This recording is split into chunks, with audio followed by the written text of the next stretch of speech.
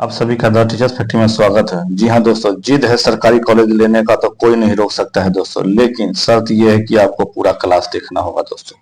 पूरी मन लगा के पढ़ाई करनी होगी। आज तारीख हो गया 18/3/2025 और आप अभी नहीं पढ़ोगे तो कब पढ़ोगे दोस्तों। और जो साथी अभी तक हमारे इस चैनल को सब्सक्राइब नहीं किया, अभी सब्सक्राइब कर लीजिए ताकि इस तरह के सभी महत्वपूर्ण क्लासेस सूचनाएं सीधे आपके मोबाइल तक पहुंच सके दोस्तों। सबसे पहले ये समझ लीजिए, पढ़ोगे तो बढ़ोगे। जी हाँ साथियों, अगर किसी ने कहा है कि पढ़ोगे तो बढ़ोगे तो बिल्कुल बात सही है। जो पढ़ता है वही आगे आज तक देखे होंगे आप कि आगे बढ़ा है, और आप नहीं पढ़ोगे तो कैसे आगे बढ़ पाओगे। डर के आगे जीत है। जी हाँ साथियों, आप डरे नहीं, बिल्कुल अच्छे से क्लास कीजिए, आपका सिलेक्शन बिल्कुल होगा दोस्तों। तो आइए, पहला प्रश्न है, ध्यान से देख लीजिए, जो कि कल आप 56 तक के पूरे प्रश्न को ध्यान से देख लिए थे। आज 57वां नंबर प्रश्न है। प्रश्न नंबर दिया हुआ 57 में, कपास एक बहुलक है, यह किससे निर्मित होता है। ए पनहरित, बी कास्ट, सी सेलुलोज, डी उपयुक्त में से एक से अधिक और ई उपयुक्त में से कोई नहीं। आंसर हो जाएगा इसका ऑप्शन नंबर सी यानी सेलुलोज से होता है। 58 नंबर प्रश्न है, निम्न में कौन सा मानव निर्मित रेशा है। ए कपास, बी ऊन, सी रेयन, डी उपयुक्त में से एक से अधिक और ई उपयुक्त में से कोई नहीं। और इसका आंसर हो जाएगा सी यानी रेयन। प्रश्न नंबर अब 59 है। 59 में दिया हुआ है, निम्न में सबसे अधिक सक्रिय धातु कौन है। ए पोटेशियम, बी सोडियम, सी तांबा और डी उपयुक्त में से एक से अधिक और ई में इनमें से कोई नहीं। इसका आंसर होगा ऑप्शन नंबर ए यानी पोटेशियम। प्रश्न नंबर 59 के बाद अब प्रश्न नंबर है 60। 60 में दिया हुआ है, धातुओं का वह गुण जिसके कारण उन्हें पीटर सीट में परिवर्तित किया जाता है कहलाता है। ए चमक, बी कठोरता, सी आघात वर्धनीयता, डी उपयुक्त में से एक से अधिक और ई उपयुक्त में से कोई नहीं। आंसर हो जाएगा सी यानी आघात वर्धनीयता। प्रश्न है अब 61, निम्नलिखित में कौन सा धातु नहीं है। ए तांबा, B aluminium, C sulphur, D एक से अधिक और ई में कोई नहीं। और इसका आंसर हो जाएगा ए यानी तांबा। आइए 61 के बाद 62वां प्रश्न को ध्यान से देखिए, धातुओं के किस गुण के कारण उनके तार खींचे जा सकते हैं। ए लचीलापन यानी तन्यता, बी भंगुरता, सी आघात वध्य, डी एक से अधिक और ई कोई नहीं। और इसका आंसर होगा ऑप्शन नंबर ए यानी लचीलापन यानी तन्यता। 63 में दिया हुआ है, निम्नलिखित में से किस धातु को चाकू से काटा जा सकता है। ए तांबा, बी लोहा, सी सोडियम, डी एक से अधिक और ई कोई नहीं। 63 का आंसर हो जाएगा सी यानी सोडियम। प्रश्न नंबर अब है 64, सबसे अधिक सक्रिय अधातु है, और इसमें ऑप्शन दिया हुआ है, A carbon, B phosphorus, C sulphur, D एक से अधिक और ई इनमें से कोई नहीं।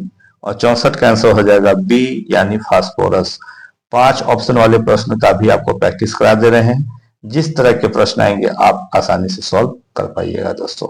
अब है 65 नंबर प्रश्न है, ध्यान से देख लीजिए, निम्न में कौन सा धातु है जो द्रव अवस्था में पाया जाता है। ए ग्रेफाइट, बी पारा, सी लोहा, डी एक से अधिक और ई कोई नहीं। और आंसर हो जाएगा बी यानी पारा।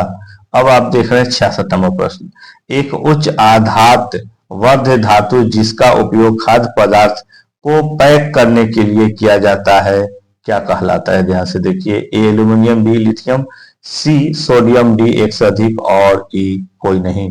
और 66 का आंसर हो जाएगा ए यानी एल्यूमिनियम। आइए आगे जो है प्रश्न उसे भी ध्यान से देखिए। उससे पहले अगर हमारे चैनल को सब्सक्राइब नहीं किया तो सब्सक्राइब अभी कर लीजिए।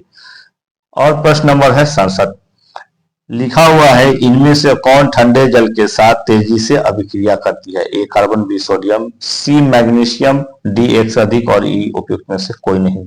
67 का आंसर हो जाएगा बी यानी सोडियम। प्रश्न अब है 68, किस अधातु में चमक पाई जाती है। ए कोयला, B iodine, C sulphur, D एक से अधिक और ई कोई नहीं। 68 का आंसर हो जाएगा बी यानी आयोडीन। अब है 69वां प्रश्न है, वह कौन सा अधातु है जो विद्युत का सुचालक है। ए ग्रेफाइट, बी प्लास्टिक, सी लकड़ी, डी उपयुक्त में से एक से अधिक और ई उपयुक्त में से कोई नहीं। 69 का आंसर हो जाएगा ए यानी ग्रेफाइट। प्रश्न है अब 70 में है, कॉपर का बर्तन की सतह पर जमा हुआ हरा पदार्थ क्या होता है। ए कॉपर हाइड्रोक्साइड और copper carbonate, B copper carbonate, C copper oxide और डी उपयुक्त में से एक से अधिक और ई उपयुक्त में से कोई नहीं।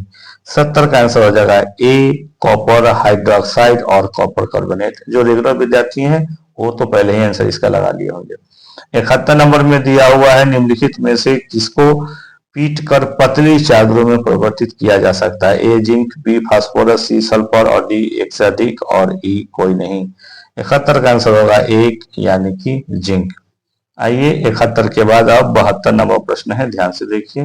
धातुओं के ऑक्साइड की प्रकृति क्या होती है या होती है।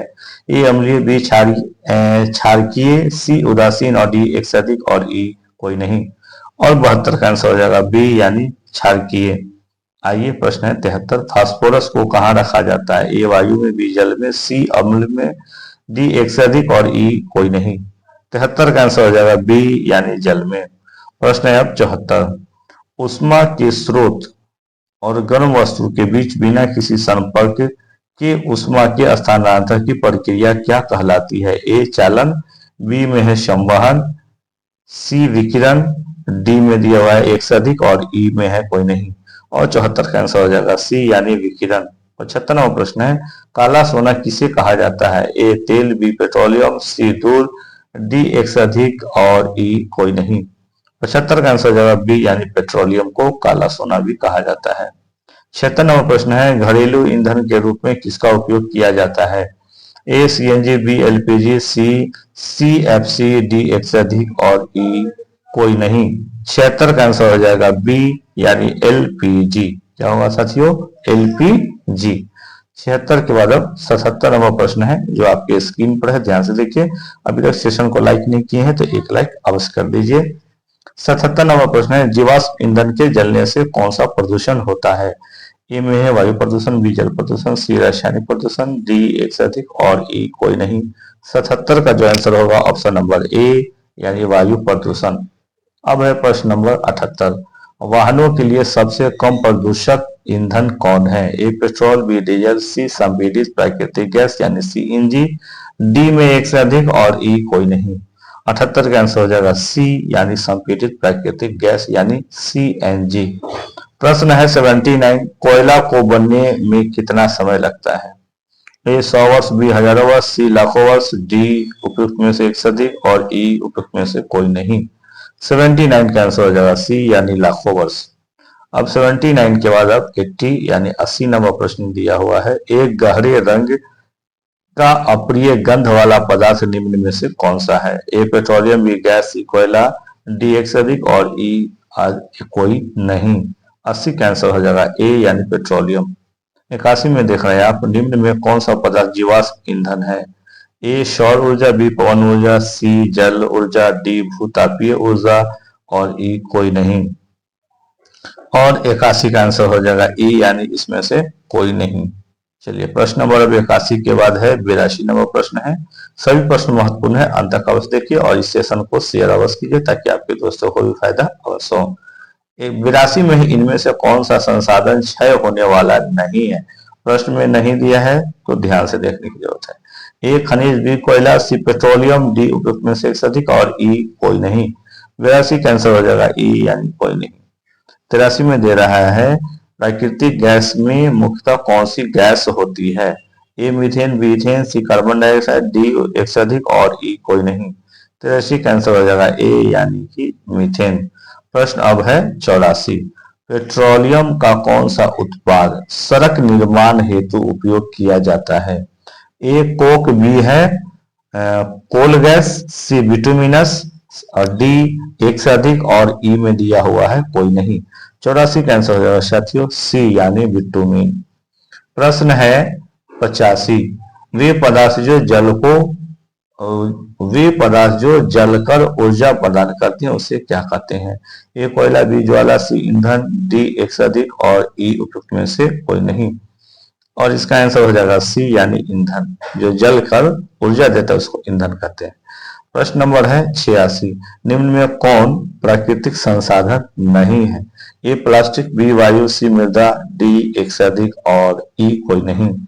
और इसका जो आंसर होगा 86 का ऑप्शन नंबर हो जाएगा ए यानी प्लास्टिक। 86 के बाद अब 87 नंबर प्रश्न है, उसे ध्यान से देखिए। 87 में क्या दिया हुआ है, जीवाश्म ईंधन किसे कहते हैं, ये डिफिनीशन देना है आपको किसका, जीवाश्म ईंधन का। ऑप्शन आपके सामने में देख रहे हैं, दिया हुआ है 5, और इसका जो आंसर हो जाएगा ए हो जाएगा, यानी जो सजीव प्राणियों के मृत अवशेषों से बने या बना हो उसे जीवाश्म ईंधन कहते हैं। प्रश्न नंबर अब है 88। लाल तप्त कोक पर जल वाष्प प्रवाहित करने से कार्बन मोनोऑक्साइड एवं हाइड्रोजन गैस का मिश्रण प्राप्त होता है, इसे क्या कहा जाता है। Option A coal gas, B जल गैस, सी प्रोड्यूसर गैस और डी एक से अधिक और ई उपयुक्त में से कोई नहीं। 88 का आंसर हो जाएगा बी यानी कि जल गैस। 88 के बाद अब 89 नंबर प्रश्न है, ध्यान से देखिए। समाप्त होने वाला निम्न में से कौन सा प्राकृतिक संसाधन है, ए वन, बी वन्य जीव, सी खनिज, डी उपयुक्त में से एक से अधिक और ई कोई नहीं। और 89 का आंसर हो जाएगा डी एक से अधिक।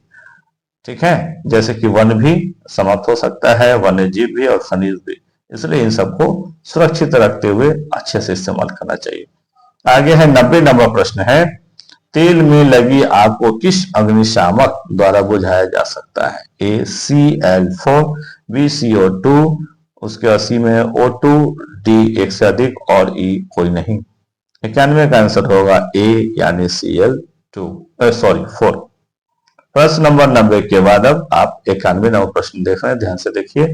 निम्न में दहन के लिए क्या आवश्यक है, यानी जलने के लिए, ए हवा, बी पानी, सी आग, डी एक से अधिक और ई उपयुक्त में से कोई नहीं। और आप 91 का आंसर देख रहे हैं ए यानी हवा।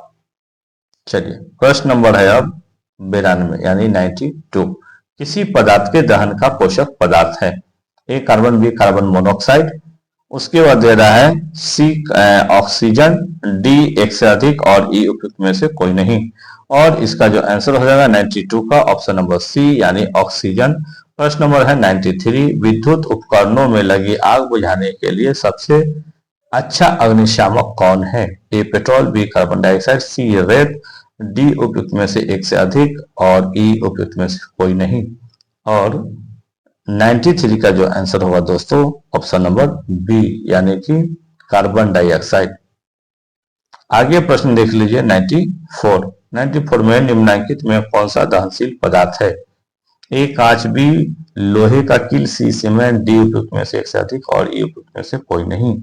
और 94 का आंसर हो जाएगा ई कोई नहीं। प्रश्न है 95। निम्न में कौन स्वतः दहन का उदाहरण है, ए श्वेत फास्फोरस, बी लकड़ी का जलना, सी पटाखा, डी एक से अधिक और ई उपयुक्त में से कोई नहीं। और इसका आंसर हो जाएगा ए यानी कि श्वेत फास्फोरस। ठीक है दोस्तों, चलिए प्रश्न नंबर अब हम 90 को एक बार फिर से देख लेते हैं। जैसे कि तेल में लगी आग को बुझाने के लिए क्या आवश्यक है, तो CO2 होगा दोस्तों, ये Cl4 नहीं होगा। ठीक है, इसको सुधार कर लीजिए। चलिए अब है 95 के बाद अगला नंबर प्रश्न को ध्यान से देखिए, जो कि है 96 नंबर प्रश्न है। निम्नलिखित में कौन सा अदहनशील पदार्थ है, और इसके लिए ऑप्शन आपको सामने मिल जाता है, ए लकड़ी, बी कोयला, सी पेट्रोल, डी उपयुक्त में से एक से अधिक और ई उपयुक्त में से कोई नहीं। और 96 का जो आंसर होगा दोस्तों ध्यान से देख लें आप, ई होगा यानी कोई नहीं। प्रश्न नंबर है अब 97 है। लकड़ी का जलना किस प्रकार का दहन का उदाहरण है, ए मंद दहन, बी में है विस्फोटक, सी स्वतः दहन, डी एक से अधिक और ई कोई नहीं। 97 का आंसर हो जाएगा ए यानी मंद दहन। 98 नंबर प्रश्न देख रहे हैं आप। दहन की क्रिया के लिए निम्न कौन सी शर्त आवश्यक है, और सामने में दिया हुआ ए अदहनशील पदार्थ की उपस्थिति, बी पदार्थ के ज्वलन ताप की प्राप्ति, सी वायु की अनुपस्थिति, डी उपयुक्त में से एक से अधिक और ई कोई नहीं। 98 का आंसर हो जाएगा बी यानी कि पदार्थ में के ज्वलन ताप की प्राप्ति। 99 में दिया हुआ वह ताप जिस पर कोई पदार्थ जलना शुरू करता है क्या कहलाता है, ए ज्वलन ताप, बी ज्वाला, सी ज्वलनशील, डी उपयुक्त में से एक से अधिक और ई कोई नहीं। 99 का आंसर हो जाएगा ए यानी ज्वलन ताप।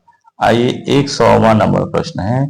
ईंधन के ऊष्मीयमान का मात्रक कौन सा है, और सामने में आप देख रहे हैं ए केजी, बी केजी पर